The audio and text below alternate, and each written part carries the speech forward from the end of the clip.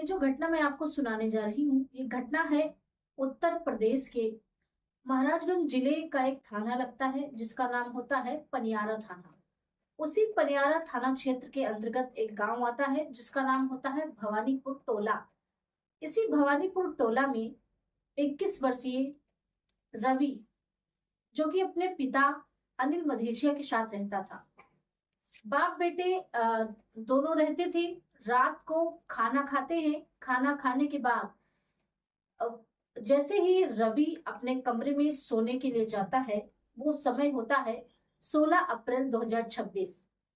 16 अप्रैल 2026 की रात जब रवि अपने कमरे में सोने के लिए जाता है, उसके बाद अगली सुबह 17 अप्रैल 2026 को जैसे ही अनिल मधेसिया उसके पिता दरवाजा खोलते हैं तो वो देखते हैं कि उनका 21 वर्षीय बेटा रवि, जो कि एक स्टूडेंट था, वो उनके दरवाजे पर औंधे मुंह पड़ा हुआ है और उसके शरीर पर काफी घाव हैं, चोट के निशान हैं। इस चीज को जैसे ही वो देखते हैं, वो जोर जोर से चीखने चिल्लाने लगते हैं और आसपास के लोग वहां पर इकट्ठा हो जाते हैं। जैसे ही लोग इकट्ठा होते हैं, उनको लेकर रवि को तुरंत हॉस्पिटल ले जाते हैं। हॉस्पिटल ले जाने के बाद रवि की जो हालत थी वो बहुत ही ज्यादा खराब थी। हॉस्पिटल में कुछ घंटे एडमिट करने के बाद रवि को होश नहीं आता है। आखिरकार उसे गोरखपुर के एक अस्पताल रेफर कर दिया जाता है। गोरखपुर के एक अस्पताल में अनिल मधेसिया, उसके पिता, उसको जैसे ही लेकर जाते हैं, वहां पर भर्ती करवाते हैं।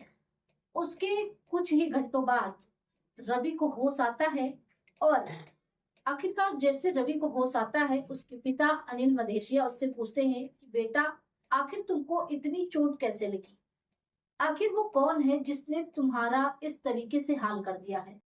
तो रवि जो होता है वो कहता है, पापा, ये हाल मेरा किसी और ने नहीं बल्कि हमारे घर के बगल रहने वाले हमारे पड़ोसी ने किया है, जो कि 3 भाई हैं। एक का नाम अमलेश होता है, एक का नाम कमलेश होता है, एक उनका छोटा भाई जो कि 15 वर्ष का होता है।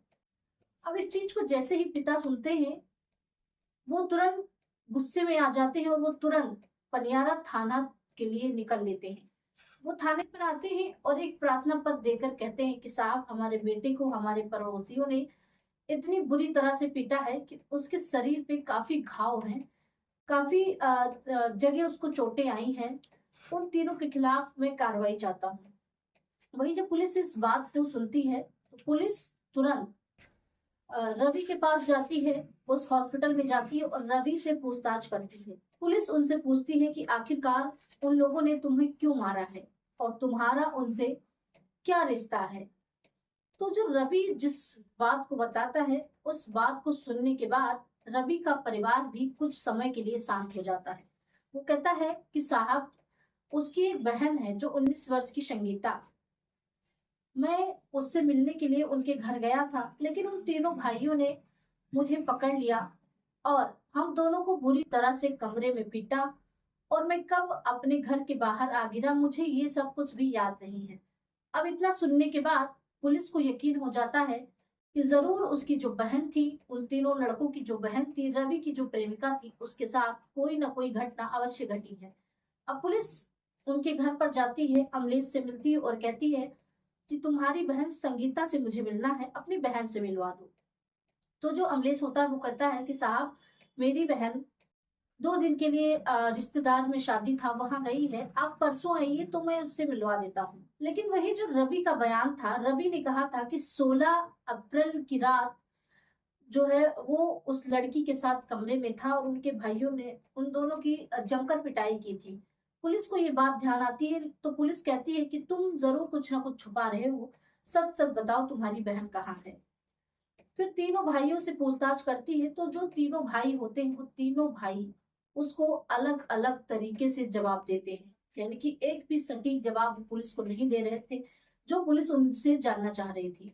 फिर पुलिस उन तीनों पर सख्ती जताती है और कहती, अगर तुम्हारे खिलाफ पहले ही मेरे पास एप्लीकेशन आ चुका है, अगर तुमने सही जवाब नहीं दिया तो थाने पे ले जाऊंगा, हिरासत में लूंगा और बुरी तरह से पिटाई करूंगा, फिर तुम लोग सारा का सारा सच उगल दोगे।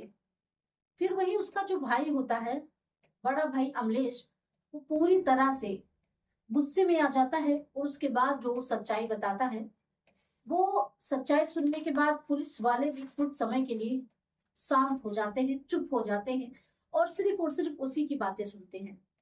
दरअसल ये कहानी शुरू होती है रवि, जो कि 21 वर्ष का होता है, उसके पिता अनिल मदेशिया और रवि के बगल में रहने वाले अमलेश कमलेश और उसका एक 15 वर्षीय भाई, बहन संगीता और उसकी माँ और पिता लाल बहादुर प्रसाद, जो कि लाल बहादुर प्रसाद अक्सर बीमार रहते थे। और जो 3 भाई हैं, जिसमें से अमलेश जो है वो ट्रक ड्राइवर था और जो कमलेश है वो टेंट का काम करता था। एक छोटा 15 वर्षीय भाई भी लोग के साथ रहता था और जो बहन थी संगीता, वो रवि से बातचीत करती थी।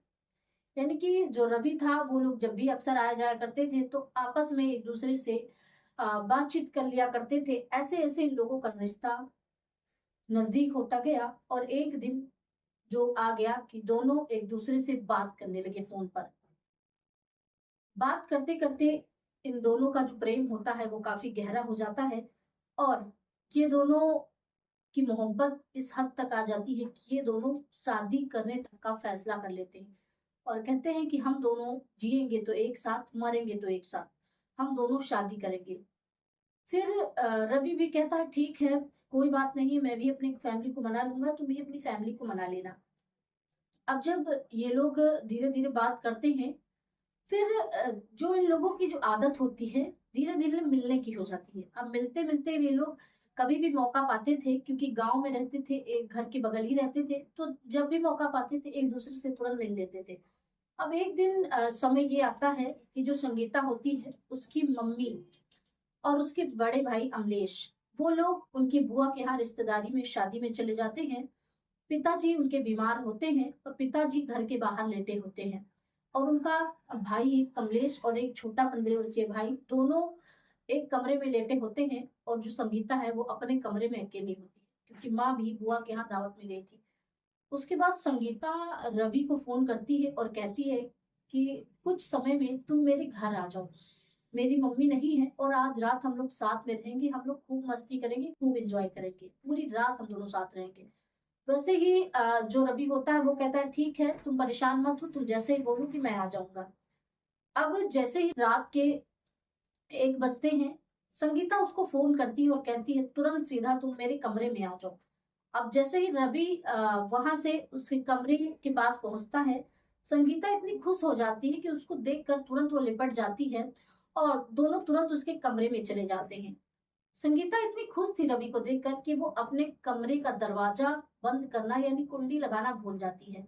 अब जैसे ही वो दोनों कमरे में जाते हैं, बातचीत करते रहते हैं, फिर उसका भाई जो अमलेश होता है वो उसकी माता जी को लेकर बुआ के यहाँ से शादी से रात में ही निकल लेता है। लगभग 1:30 बजे वो लोग घर पहुंच जाते हैं। उसके बाद जैसे ही उसका भाई घर पहुंचता है, तो वो जैसे कमरे के बगल से गुजरता है, वो सुनता है कि उसकी बहन के कमरे से किसी लड़के की आवाज आ रही।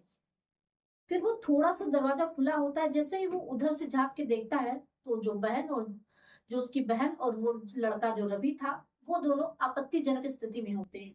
इस चीज को भाई जैसे ही देखता है, वो आग बबूला हो जाता है और वो तुरंत बाहर से कुंडी लगा देता है और बगल के कमरे में लेटे 2 भाइयों को बुलाता है और कहता है आज इसका काम तमाम कर देना है, चाहे जो हो जाए।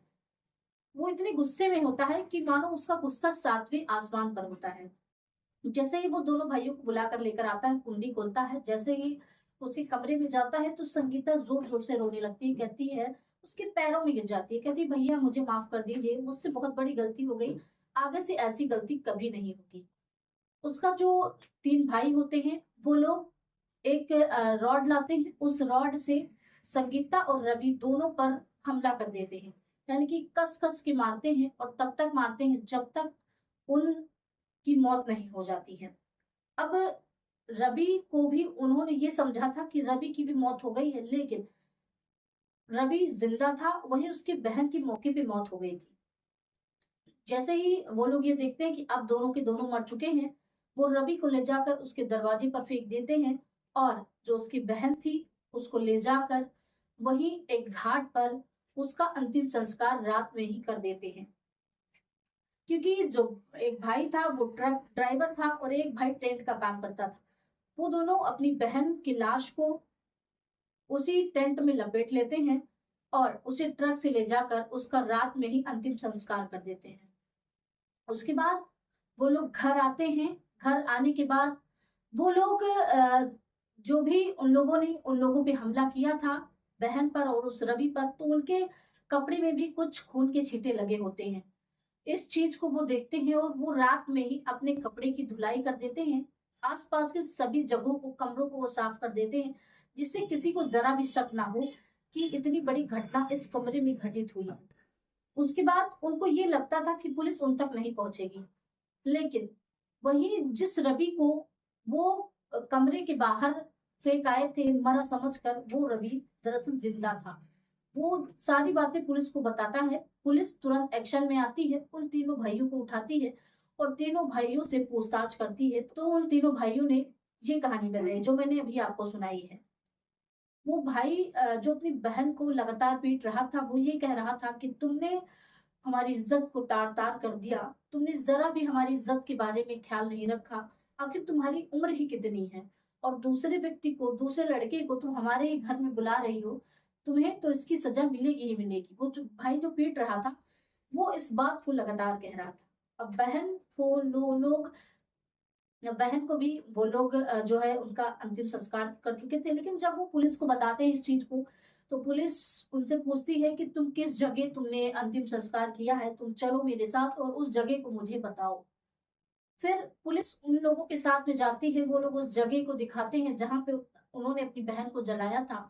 पुलिस तुरंत फॉरेंसिक टीम को बुलाती है। उस शव का जो राख होता है उसको फॉरेंसिक टीम के हवाले कर देती है और उन लोगों को लेकर थाने आती है और उन तीनों भाइयों को हिरासत में ले लेती है, अरेस्ट कर उन लोगों को न्यायालय भेज देती है। अब गांव में तरह तरह की चर्चाएं हो रही थी। अगल बगल जिस गली में भी था उसी में चर्चाएं हो रही थी कि एक भाई ने अपनी बहन के साथ जो भी किया वो अच्छा नहीं किया। वही कोई कह रहा था कि बिल्कुल सही किया, एक भाई अगर अपनी बहन को इस स्थिति में देखता है तो और क्या कर सकता था। लोग तरह तरह की बातें कर रहे थे, लेकिन क्या इस चीज का समाधान सिर्फ मौत था? क्या बैठकर कोई बातें नहीं हो सकती थी? एक बहन की जिंदगी उन्होंने निगल ली, क्या इस समस्या का समाधान बैठकर नहीं किया जा सकता था? वहीं अब आसपास के लोग तमाम तरह की बातें कर रहे हैं। इस पूरी कहानी पे आपकी क्या प्रक्रिया है, हमें कमेंट बॉक्स में जरूर बताएं। और साथ ही अगर वीडियो आपको अच्छी लगी हो तो वीडियो को लाइक करें, चैनल को सब्सक्राइब करें। मिलते हैं किसी और वीडियो में, तब तक के लिए जय हिंद, जय भारत।